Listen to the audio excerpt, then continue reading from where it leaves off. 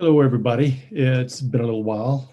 And yes, this is a different location, but it probably just this time only. And so I hope everybody is doing well. As we said before and is online, we're starting this right into the Zoom. Of course, if you want to participate, that is great. So if you have any questions. Now, what we did last time, in other words, what's the topic for today? It's how important is health in these times? Two things. How important is health, and especially in these times? These times put a twist on a lot of things. But before we get too much into that, if you want some topics that are going around, this because this is updates, right? So the U.S. Right to Know sues the NIH for documents about origins of the SARS, basically the COVID. That's just released today. We have a coronavirus pandemic or a test pandemic. I'm just giving you some headlines. Is the second wave fake? The COVID second wave. This was released yesterday.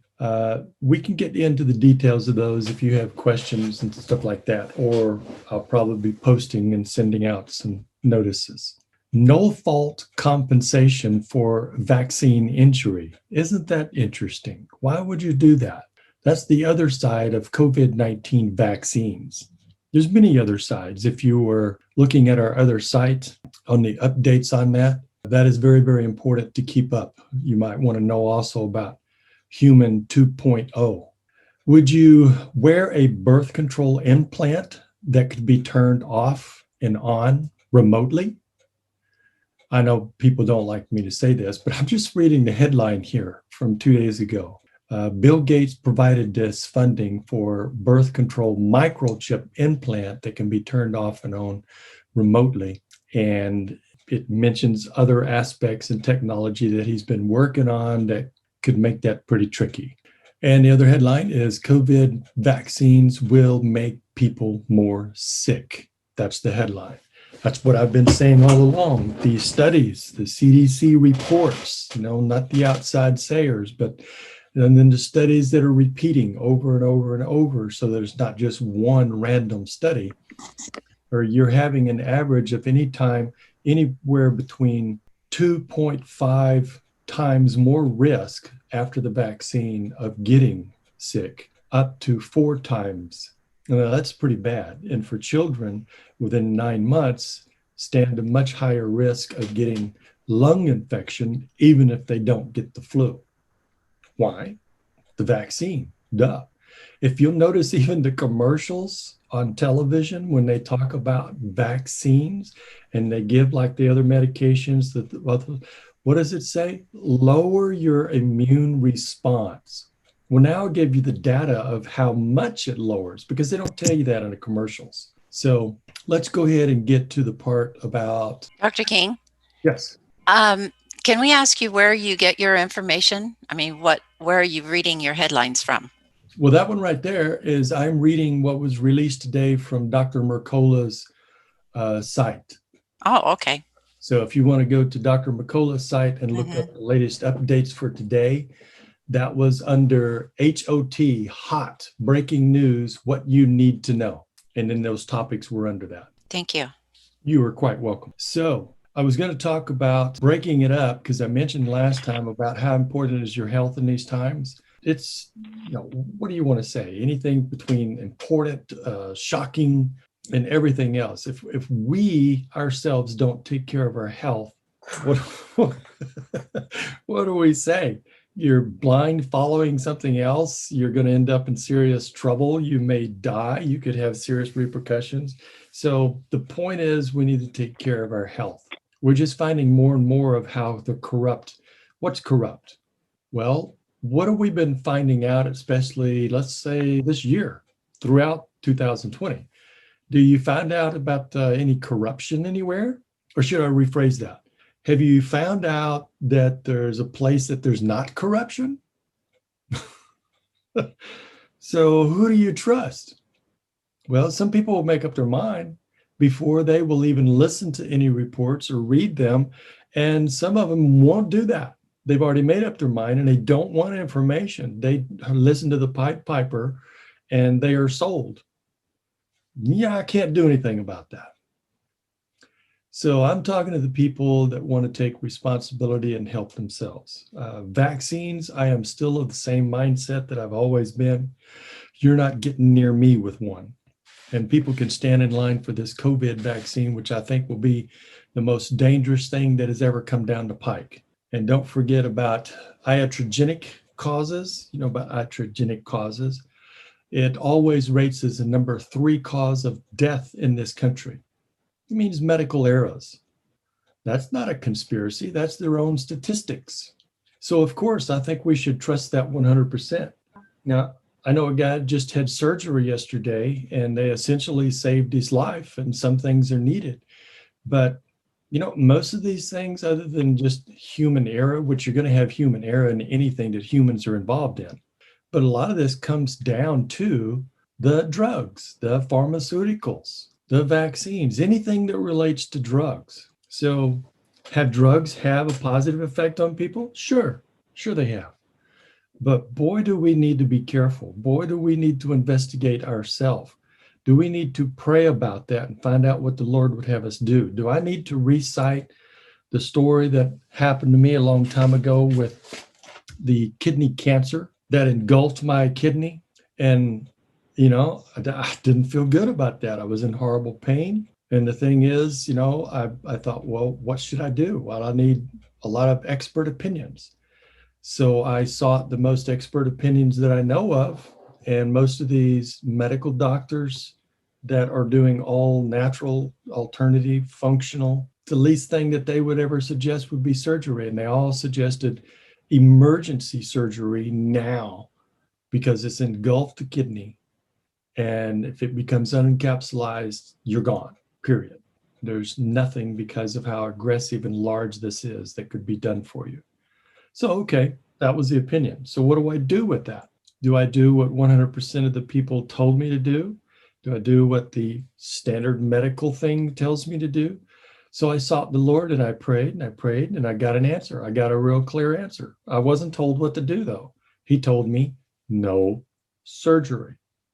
And I know that I know. And for me, see, God is real. And God doesn't have to prove anything else to me. He's real. And it's about relationship and obedience. So to me, I would rather die because, if I die, then I go home and I'm with the Lord for eternity. But I am not going to let fear or pain or anything else rule over what I know that the Lord leads me in, me. So I was going to die, it looked like. I went all the way up.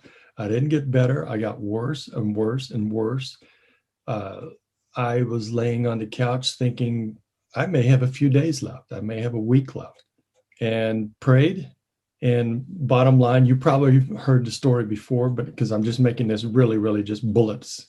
And he brought back a picture that he gave me long, long before I had any symptoms or anything else. And it was a picture of that very moment from across the room. And there's nobody over there across the room, but I had that picture in my head. And it was of that very second. And he said, I had the end in my hands all the time. And he healed me on the spot. Now, don't ask me about why he waited, why he did it that way, why, because I don't know. Ask him. But what it did for me is let me know he is in control. Now, what would have happened if I'd have done the surgery? Maybe that would not be the outcome because I would have taken things in my own hands and not been obedient. So even when it looks like death, or even if it's going to be death, I want to be obedient. So when I'm talking about how important is your health and what you do, obviously I do like what I tell other people. Should we come to you? Should we do this? Is TKM our answer? Is, you're testing this? Pray, and do what the Lord tells you to do, whatever it is. You can trust in him. Now, there's a lot of stuff going on right now that's craziness. And some people are saying, what about the prophets that said things were going to turn out this way and that way? Well, for one side, some of the things going on are not over yet. And so we'll see what the final outcome is. But the other side is when anybody says what God says for other people or what's going to happen, biblically, it tells you what to look for. It needs to be detailed. not some ambiguous thing. And it needs to come true exactly in detail, not some of the details, every single detail, because God doesn't make mistakes. He doesn't lie. He doesn't get fooled or anything else. So if you know that there's a prophecy that is from God, then it will come true in fine detail, right on cue. So that's my 2 cents about that. I mentioned some things towards the end of what I was talking about, health in these times, and I bulleted some things last time that talked about hydration, exercise, and physical activity, diet, or the food we eat, which is, I prefer that versus diet. I don't like the first 3 letters of that. Rest and sleep, bowel movements, and many other things. So we're going to break it down this time, and we're going to talk a bit about hydration. Boy, are there a lot of opinions on that. So now you're going to get mine. By the way, if I'm getting too shiny, if I'm blinding anybody, I'll put this on. How's that? Does that dull that out? So it's a little different surrounding. This is my office at home. So the lighting is right there. So hydration, what do most people say? If you were to look around and people talk about a formula, most formulas are going to say a half an ounce of water per 1 pound of body weight per day. Well, that doesn't take into factor the person's eating habits. It doesn't take into consideration whether they're drinking carbonation or caffeine, whether they work hard and perspire, whether they don't perspire at all, and the fact that most people are chronically dehydrated, and you don't get hydrated quickly. So I haven't found where a half an ounce per 1 pound added up. So in other words, if you weighed 100 pounds, just round it off, that would be 50 ounces a day. I haven't found where that does the trick. It'll give you typically more water content than what most people are doing already. We worked with a man recently that was about just before he was 80. And he said, I drink my water. You know how much he drank? A cup a day, a cup. And I worked with him, and he got overwhelmed. He did do it, tried to cooperate the best he could. And I got him all the way up to 2 cups, and he felt he was waterlogged. Well, you know what? He was dysfunctioning, and everything else was because he was chronically dehydrated. And you can't detox the guy or any person unless you have proper hydration. In other words, what is hydration needed for? Everything. It is your main source of energy that you get from outside the body. It also your fluid systems like blood, so that it can function right, your lymphatic system so that it can clean up things right. What about your digestion? What about your spinal fluid? How your brain will function? On and on and on. I mean, it's so critical. I find that if people truly get hydrated, fully hydrated, and they're drinking enough water, that so much of their health changes all by itself, just with that one element. But again, people that drink enough water, I have seen, I'm just going to throw a ballpark of an average of 3 months before they really get hydrated. That seems kind of ridiculous, doesn't it? Well, all the stuff I've talked about for several decades does. But if you follow it, you get the fruit. So how do you shortcut that? It takes that long because most people, even if they're drinking the right amounts, are usually not doing it the correct way. So your kidneys, and we have to use the thought process and word average. So if your kidneys functioning averagely, so kidneys will process anywhere from 4 ounces maximum every 20 minutes. So that is expecting that they're going to work good. So they're going to process 4 ounces of water properly every 20 minutes. Pretty much the rest of it is going to flush through. So I don't mean drink 4 ounces every 20 minutes. What you could do if you want to maximize this, so recipes. So it's 1 ounce of water per 1 pound of body weight. So that's what I'm suggesting, not the half an ounce. So if it's 100 pounds, it's 100 ounces a day. And you keep that as your target. So if it's 200 pounds, it's 200 ounces, right? Well, guess what if it's 250 pounds or 300 pounds. You need more water. Yes, there might be some ups and downs in this, but it will all self-regulate once you get hydrated. So what you do is a way to help speed that up, because here's another aspect of it. Does all clean water, pure water, hydrate the same? Absolutely not. Is it hard water? Is it soft water? Does it have minerals? Does it have a little or a lot? Does it have hard to digest minerals? Some minerals that may be difficult and toxic for you? Or is it just supreme premium ideal water that is pristine and will taste great? It will quench your thirst and hydrate you much, much quicker. I don't know of too many waters that are like that. Actually, some of those waters are artesian waters from Europe and different places in the world that get very, very expensive. There's no city water that will serve that type of purpose. So if you're just using water, I would suggest a quicker way to hydrate would be maybe 2 ounces every 10 minutes. That way you're putting a little in, it's processing. 10 minutes later, you do it again. So you're just kind of sipping in a measured amount throughout the day. Now, if you're ill, if you see that you're very dehydrated, these are very important things to do. If that's not the situation, you don't have to be that strict. You can do it a variety of different ways. I'm presenting the way to maximize getting hydrated quickly. So that is one way. Another way is to do the same thing, but you're adding in minerals if it doesn't already have it, like fulvic minerals, minerals that will be easily absorbed and help your body's energy and basically is providing you electrolytes, which will help hydrate you more quickly. And in these times with all the stuff going on, we need to stay hydrated. So if you had, I don't know, what do we got here? This is like a liter quart, approximately. I would put maybe an ounce to 2 ounces of fulvic minerals in that and drink that. So I'd drink that maybe 2 ounces every 10 minutes. So that would be my 4 ounces every 20 minutes. If there's a time that you want to guzzle some water, go ahead, guzzle some water. It doesn't mean you can't do that. But I'm talking about steadily putting something in there so that it keeps those kidneys maximizing hydrating your system. That's where you're going to see a difference in a couple or a few days. It doesn't mean you're fully hydrated. I just talked with a man and tested him in New York yesterday, and he's been drinking a lot of water. He's been trying to drink his quota.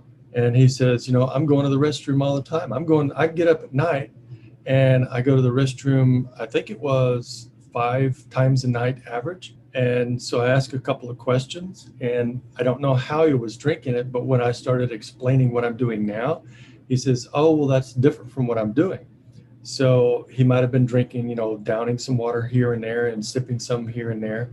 But if you have it more measured, then it's going to be much more effective. Now, let's take that scenario. If you're trying to get enough water in and you get up during the night and you go to the restroom, by the way, what he explained to me meant that he wasn't hydrated yet. So let me touch on that and I'll come back around.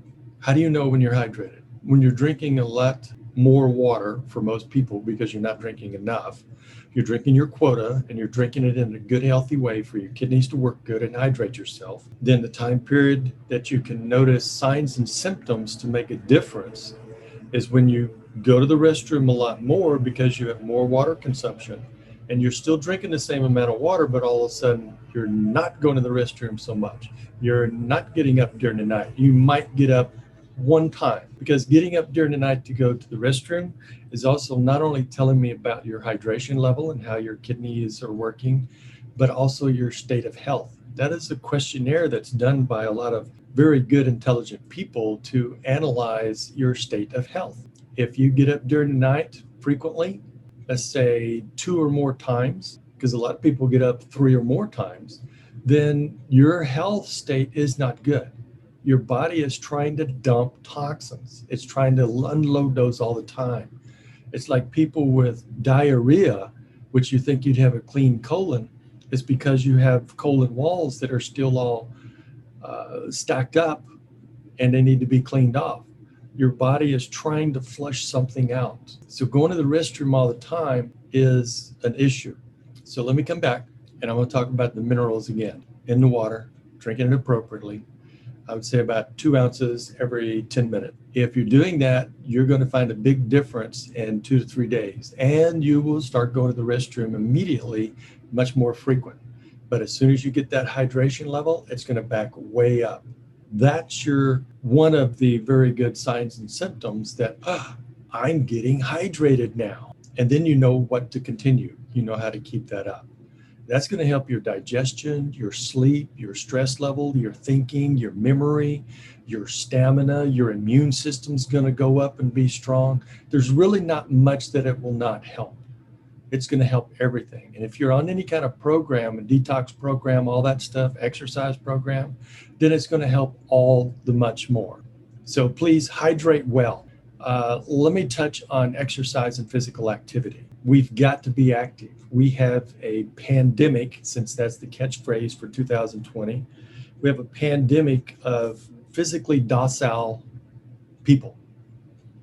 It's the jobs, it's the lifestyle, it's everything else. And yes, there are some exceptions, but it is the general rule these days. That's why you have some people that you'll see get out and walk later on. That may not be enough. You have to be age appropriate, fitness appropriate, and everything else. But no matter the age, we need walking, stretching. That's another category. Some people can run, some people cannot. If you're not a child, if you're not a young adult, you might want to get your knees, your hips, your ankles, and everything checked out. Make sure it's appropriate for you to do some type of jogging or running. If you're able to do that, that's okay if you do it proper and don't set yourself up for injuries. But if not, you can do walking.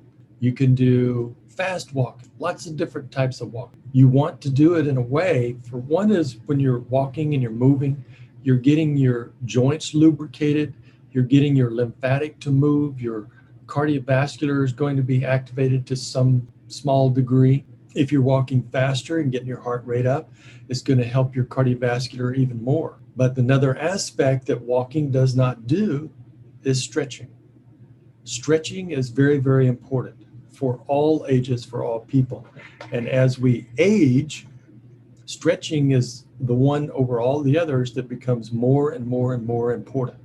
Now, there's also resistance exercise. You can use isometrics, you can use weights, you can use all types of things. And I'll probably talk more about this to break it down in areas if people have some curiosity, because it's quite a vast subject. And I would like to dispel some of the myths, because let me tell you, there's a lot of common things that are promoted, talked about, commonly used in this country that are inaccurate. They're wrong. With diet, with water, with exercise, with lots of other things. So you want to do more of a look at humanity and history to see what works best. And you can measure that by professional athletes and everything else, but don't measure by professional athletes in some microscopic view.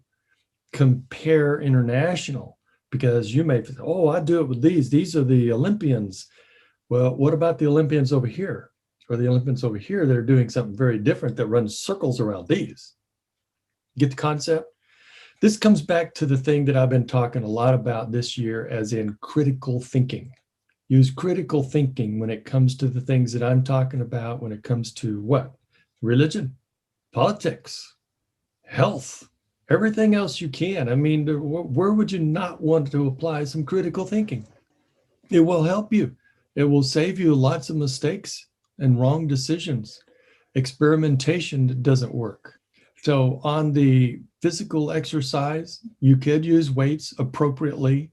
You need some cardiovascular exercise. So this is a huge subject that we'll come back and touch on.